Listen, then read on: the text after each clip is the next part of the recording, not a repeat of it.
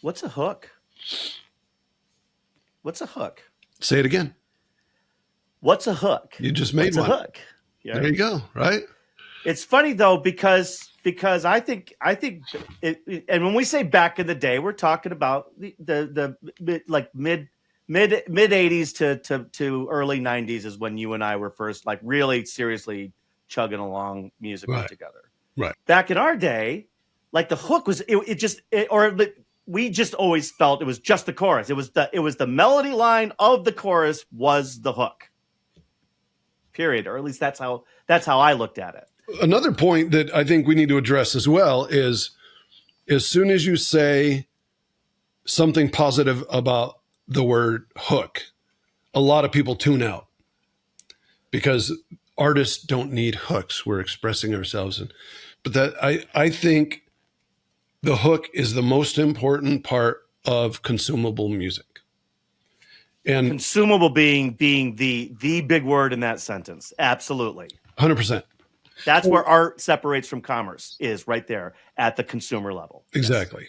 Yes. Now, you may create some art that has 0 hooks in it that when you're dead, somebody digs up and finds out that you were Van Gogh. I mean, it could happen. I'm not saying it can't. But if you likely Van Gogh. Exactly. So, I mean, to me, the thing that defines hit songwriters is, let's say right now I push play on a song and you listen to that song for 3 minutes and I push stop and we talk for 30 seconds about the weather. And then I say, what was that song? Tell me something from that song. What was it about? And do you remember any of it? Right.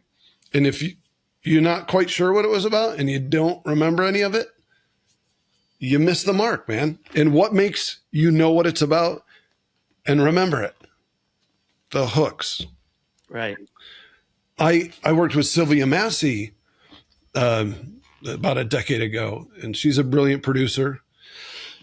And I'd been writing music, since we were teens, and I thought I had kind of figured it out. And I had written some songs with the band, and we go in and we start the song, and right away she's like, what's your intro? And I was like, well, the verse is GC. So we just run through GC a couple times and kick in. She's like, that's bullshit.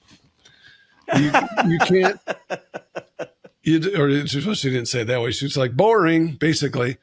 So your chorus is your intro is its own thing. It's its own piece of music. And then the more I dug into that one, it's not just setting up the verse. It is its own thing. So the hook happens, again, you and I, we think of the hook, we think, get to the chorus. Don't bore us, get to the chorus. And then you got all the stuff to get to the chorus. So blah, blah, blah, blah, blah, blah. And then here's my big hook. And the hook is what's going to make our money. Well, right. You lost them. You had them at hello, and you didn't open the door, right? Exactly. So isn't that another thing that I've learned, and it's been incredibly successful since I started incorporating it. So I have Sylvia to thank for that. The first 15 seconds of your song are the most crucial, especially in a streaming world. Now, back in the day, progressive rock that I was listening to, you'd have a 1.5-minute intro that started with some atmospheric stuff, and eventually you'd get to the big build up and chorus. But those were also the days where we dropped a needle on the record, sat back and listened to an entire album because we had nothing else to do. Now we're an informational society where 0 attention span. Even the old people get all consumed distracted. Yeah. We're flipping through. I was doing it this morning on Instagram Reels. Just like, nope. Just a few seconds in, nope. And that's the world we live in. Yeah. Also, as an artist, you don't get paid on streaming until it hits 30 seconds and that target moves. So maybe by the time somebody's listening to this video, it's a different number. But if you don't get that listener to listen 30 seconds, you don't get paid. So you get past that 30-second point, well, now you got them. So going back to the hook, what's a hook? The hook is everything. The hook, right out of the gate, I better not only be interested in that, but I better be able to identify that song in those first 15 seconds. And so every song I produce now, I try to make it identifiable in the first 15 seconds. And that even goes for global music, new age music, stuff that does have longer intros, maybe some more atmospheric stuff.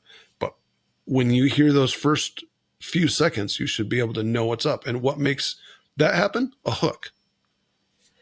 You know what else is interesting? And this brings up an entirely different universe of a topic.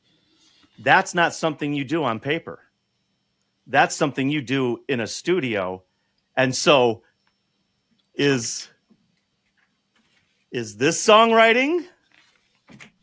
Is this songwriting, or is, what, and that's kind of interesting because you can write a song on a piece of paper. There's no intro hook there, right? Right. The hook is when you're sitting there with your guitar or your instrument that you're going to sing over.